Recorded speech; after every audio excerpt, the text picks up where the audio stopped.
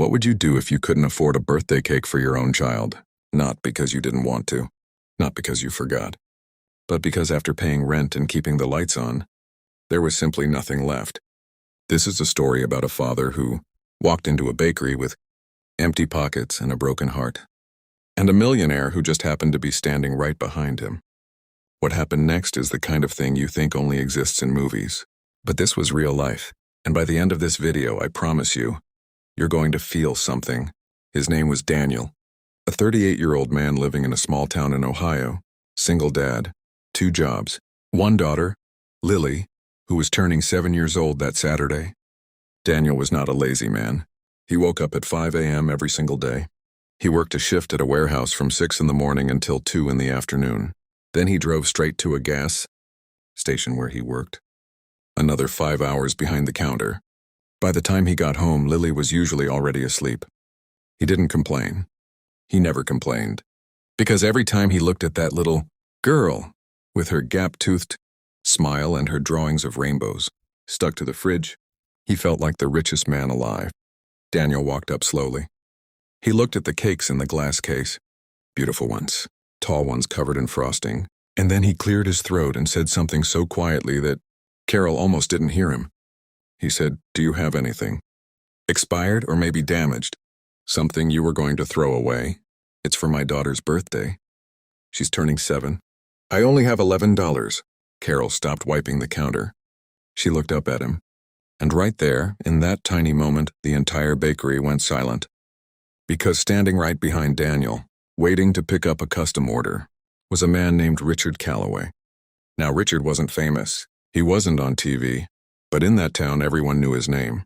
He had built a logistics company from nothing, started it in his garage at 26 years old, and by the time he was 50, it was worth over $40 million. He drove a normal car, wore simple clothes, and he came to Carol's bakery every Friday morning to pick up a box of cinnamon rolls because his late wife used to love them. Richard heard every single word Daniel said. He didn't pull out his phone. He didn't look away. He just stood there and listened as Carol gently told Daniel that she didn't have anything expired, but that she could maybe do a small cake for $11, just simple, no decorations. Daniel nodded. He said that was fine. He said Lily wouldn't mind, but his voice cracked on that last word. Just slightly, just enough. Richard stepped forward. He put his hand on Daniel's shoulder, and Daniel turned around startled, not even realizing someone had been standing there the whole time. Richard looked at him and said, "What's your daughter's favorite color?" Daniel blinked. "Pink," he said. "Why?" Richard turned to Carol and said, "Make the best pink unicorn cake you've got. The big one. Full decorations. And whatever it costs, put it on my card." Daniel tried to say no. He stepped back. He said he couldn't accept that. He said he was fine. He said he didn't need charity. And Richard looked at him, really looked at him, and said something that Daniel would repeat for the rest of his life. He said, "This isn't charity.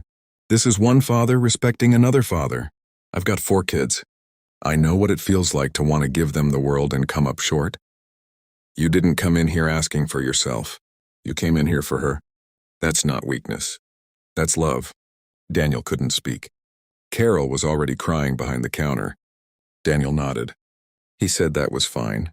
He said Lily wouldn't mind, but his voice cracked on that last word. Just slightly, just enough. Richard stepped forward. He put his hand on Daniel's shoulder, and Daniel turned around startled, not even realizing someone had been standing there the whole time. Richard looked at him and said, "What's your daughter's favorite color?" Daniel blinked. "Pink," he said. "Why?" Richard turned to Carol and said, "Make the best pink unicorn cake you've got. The big one. Full decorations. And whatever it costs, put it on my card." Daniel tried to say no. He stepped back. He said he couldn't accept that. He said he was fine. He said he didn't need charity.